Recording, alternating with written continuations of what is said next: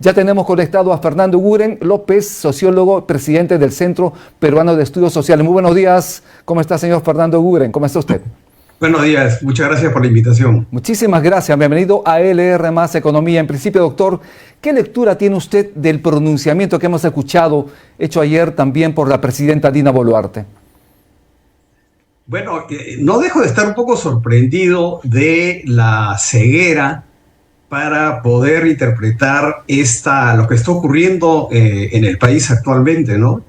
Efectivamente, como usted lo ha mencionado, no hay la menor consideración, la menor intento de explicar qué es lo que está pasando. Ella comienza su exposición diciendo que se dirige a quienes quieren trabajar en paz. Y a mí no me cabe ninguna duda que la mayor parte de los peruanos lo que quieren es trabajar en paz, pero que no tienen las condiciones para trabajar en paz.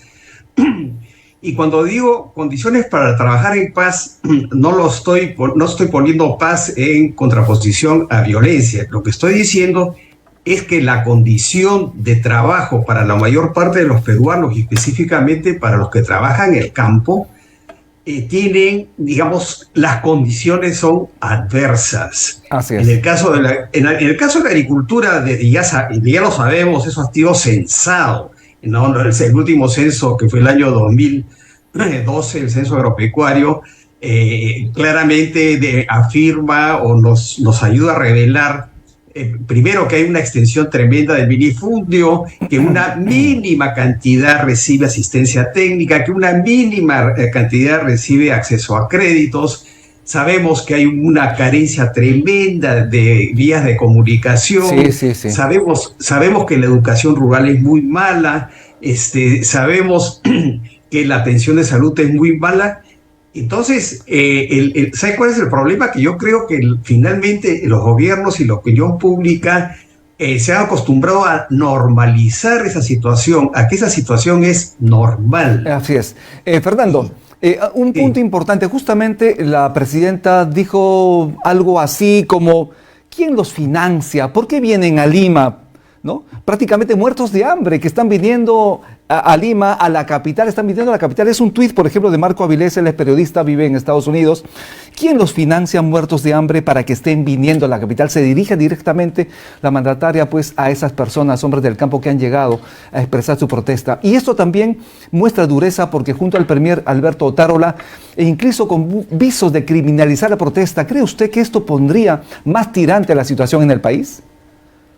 Bueno, ver la cosa como la está viendo el gobierno me parece que, por supuesto, agudiza, digamos, la contradicción, por así decirlo, entre la sociedad y el gobierno. En este asunto de financiamiento, de quién los financia, a mí no me cabe duda, digamos, que hay sectores de economía ilegal, etcétera, que pueden sacar algún tipo de provecho en situaciones dramáticas, etcétera. Pero no es eso, obviamente, lo principal ni lo que explica lo que estamos viendo. Yo creo que no necesariamente hay que pensar que todos los que se movilizan son personas indigentes. Digamos, los campesinos tienen algunos recursos, etcétera.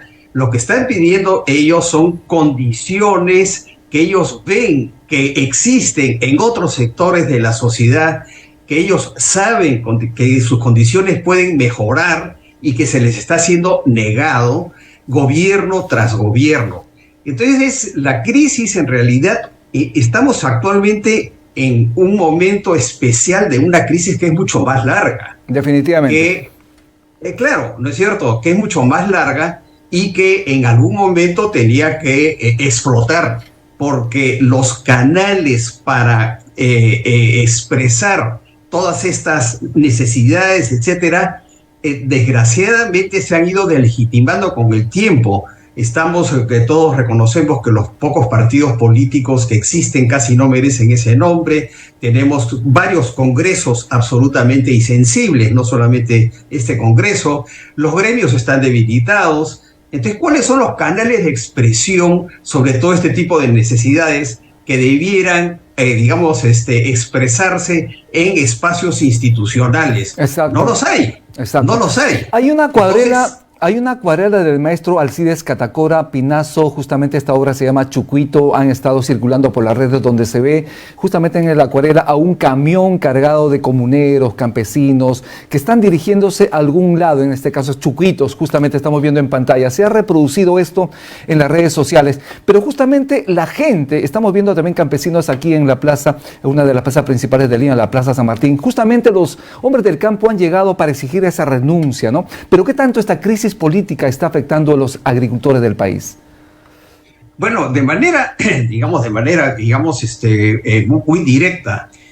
Para comenzar, fíjese que estamos en unas condiciones extraordinarias desde la pandemia, ¿no? O sea, esta historia se ha ido acumulando para agudizar todos los problemas que ya existían. Entonces ha habido una pandemia que ha sido enfrentado de manera muy diferenciada en el país porque los servicios de salud están mal distribuidos, particularmente las áreas rurales están muy afectadas. Recordemos que hubo graves problemas también de interrupción del tráfico de los alimentos y del tráfico de personas durante los años de la pandemia. Las escasas prestaciones de servicio que el Estado ofrecía al sector rural prácticamente se interrumpieron. Entonces se ha ido acumulando una serie de problemas dentro de los cuales hay que reconocer que en el Perú, así como ha ocurrido en otros países del mundo, el sector agrario y los productores agrarios han sido los que han sostenido buena parte de la economía. Exacto. Y de la provisión de alimentos. Además, durante la crisis por la pandemia, por COVID-19, han tenido un papel prioritario para llevar los alimentos a nuestras mesas. Vamos a ver una página de La República del 9 de enero en pantalla. Justamente, siembra de la presente campaña agrícola cae en 18,9%, la cosecha se reduce, alto costo de insumos, falta de lluvias, impulsaron el retroceso, papa, quinoa, frijol, grano seco están entre los más afectados y hasta noviembre se registró una caída en 7 de los 8 principales cultivos transitorios según el Midagri. Y sobre este tema, ¿qué opinión tiene usted? ¿Cómo se está atendiendo, digamos, para revertir estas complicaciones en el sector agrícola del país? Bueno, cuando hay una historia de carencias en el sector rural y cuando ocurren este tipo, de coyunturas, obviamente los mecanismos que se tienen para responder rápidamente muchas veces no existen. Por ejemplo, sequías. Desde hace mucho tiempo se ofrecen grandes inversiones para la pequeña agricultura, para mejorar canales de riego, para hacer pequeñas irrigaciones, etcétera, etcétera. Y esto no termina nunca de materializarse. Y entonces, cuando vienen los prolivos de sequía, entonces no hay los depósitos de agua, no hay los pequeños, estanques que puedan servir para soportar situaciones, de sequía. No hay almacenes, no hay centros de acopio, o los hay de manera muy, muy escasa. Y entonces, claro, cuando llega un momento en que ocurren todas estas cosas, las posibilidades de dar rápida respuesta son también muy, muy, muy escasas, ¿no? Hemos visto también que los intentos de apoyo económico de este gobierno y de los gobiernos anteriores también han sido, han tenido alcances muy limitados, precisamente porque la presencia del Estado en las áreas rurales no permite que se canalicen estos recursos económicos financieros que podrían apoyar, a salvar algunos de estos problemas a raíz hay un fondo para sequía, por ejemplo, pero para eso se necesita todo un sistema, de información y de poder acceder a estos fondos de apoyo. Y entonces eso está, hay grandes vacíos en estas posibilidades de apoyar a la agricultura. Fernando. Vamos, junto a ti, vamos a ver qué es lo que dijo ayer la ministra de Desarrollo Agrario y Riego, Nelly Paredes del Castillo. Justamente hubo un pronunciamiento de la presidenta Boluarte y se dio el tiempo necesario para que los ministros puedan hablar, y la ministra del sector ha declarado. Vamos a escucharla. Quiero informar y llamar a tranquilidad a la población limeña respecto al abastecimiento de alimentos. El día de hoy han ingresado al mercado mayorista número 1 de Santa Anita 10.200 toneladas de alimentos, 7.600 de verduras y 2.600 de frutas. Al igual que en el mercado mayorista número 2 de frutas, en La Victoria han ingresado 2.600 toneladas de frutas. Adicional a ello, informarles que el precio, por ejemplo, de la papa, el tomate y la zanahoria hoy día han bajado en 3 puntos. Es por ello que hago un llamado a nuestros hermanos y hermanas comerciantes para que trabajen junto con nosotros esa paz, no especulando con los precios. Muchísimas gracias. Fernando, ¿qué opinas de estas declaraciones de la ministra el día de ayer? Bueno, yo creo que, digamos, la ministra tiene que decir algo, que las cosas están más o menos normales, etcétera, etcétera, ¿no? Pero, a ver, no olvidemos, uno, que hay un gravísimo problema de acceso de alimentos. No solamente hay un problema de producción, que como ha informado la República, las siembras han avanzado menos por la cuestión de la sequía, porque hay menos fertilizantes, porque los fertilizantes están más caros, ¿no? Y entonces, obviamente, se han reducido las áreas de siembra y vamos a ver el periodo de las cosechas. Cuando se inicien va a haber un déficit en la producción de alimentos y va a haber la necesidad de importar alimentos, ¿no? Entonces, eso. Pero hay un problema, además de la producción, hay un problema gravísimo de acceso, que ha sido agravado por la pandemia, por los despidos, por los nuevos empleos que son informales y con menores ingresos. La declaración del estudio, digamos, que hizo la FAO, que ha publicado hace pocos meses, en el cual llega a la conclusión que la mitad de la población peruana está en una situación de inseguridad alimentaria moderada o grave. Eso tiene que llamar poderosamente la atención del gobierno, no solamente del gobierno central, sino de los gobiernos regionales.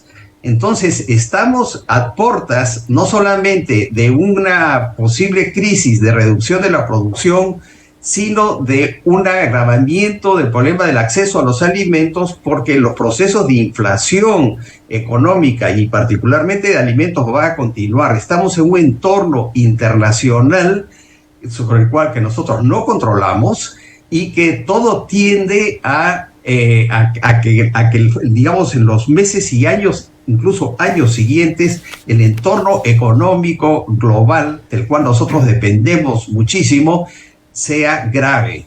Entonces, esta situación que estamos viviendo actualmente se va a agravar en el futuro cercano, no se va a mejorar, se va a agravar. Entonces, en este contexto, en el Perú no existen políticas agrarias. Digamos, hubo alguna esperanza cuando el expresidente Castillo ofreció esta segunda reforma agraria que estaría claramente orientada a la agricultura familiar. Bueno, no terminó de ser una expresión retórica, porque toda esta famosa segunda reforma agraria ya existía en una ley del año 2015, que es la ley de apoyo a la agricultura familiar, sobre la cual se ha avanzado poquísimo. Y entonces, en este marco hay una cosa que yo quiero mencionar, porque las cosas tampoco se van a poder resolver ni siquiera en el corto ni en el mediano plazo, porque lo que está ocurriendo en términos del cambio climático nos está presentando un panorama, digamos, extremadamente preocupante en los próximos 5, 6, 7, 8, 9 años y mucho más adelante, respecto a los cuales el país tampoco se está preparando. Así es. Entonces, no solamente desafíos de la coyuntura, sino son desafíos de procesos más largos. De largo plazo. Respecto de los cuales el Perú no está creando ninguna respuesta, y en la cual, sin la participación de esta numerosísima agricultura familiar, que es la que sostiene la seguridad alimentaria del país, no vamos a poder resolver. Así es. Entonces, estamos realmente en una situación de clivaje muy, muy peligroso y muy grave, que no se termina digamos, con las grandes movilizaciones que estamos viendo hoy día. Fernando, el gobierno tiene que ser sensible, no solamente a la población, sino tener una cierta visión de futuro del país en su sensibilidad conjunto. respecto a un sector bastante sensible también. Fernando, tenemos que irnos, pero nos piden desde las redes sociales, hay varias preguntas que están ingresando, nos mandan por WhatsApp lo siguiente, para que lo contestes también. Son más de 50 los muertos que ya se registran en el país, entre ellos un policía peruano, entre ellos también un comunero, dirigente comunero de ANTA en el Cusco. ¿Dónde está la salida? Y con esto nos vamos. Bueno, yo creo que algo ha aprendido el gobierno en este último día de ayer, en los cuales parece que no ha habido, felizmente, el uso de armas letales. A mí parece que ha sido una reacción, la del gobierno, para causar estos 50 muertos, que amerita, creo, realmente poner en cuestión la salida muy próxima del gobierno y la convocatoria de elecciones. Y lo que a mí me asombra, realmente me asombra, la insensibilidad y la ceguera de los congresistas, que parece que cada vez hay más congresistas que no quieren ratificar la decisión del cambio constitucional de reducción del periodo para iniciar unas nuevas elecciones a fin de este año o el próximo año. Yo creo que lo que el gobierno mismo y el Congreso están echando cada vez más, leña al fuego, ¿no? Fernando, muchísimas gracias por estar en LR Más Economía. Estaremos convocándote en otro momento porque obviamente el tema da para mucho más. Muchísimas gracias por estar en el programa. Muchas gracias a ti. Bien, estuvimos con Fernando Eguren, él es sociólogo, presidente del Centro Peruano de Estudios Sociales, CEPES, además director de la revista Agraria y de la revista Debate Agrario, que se publica una vez al año.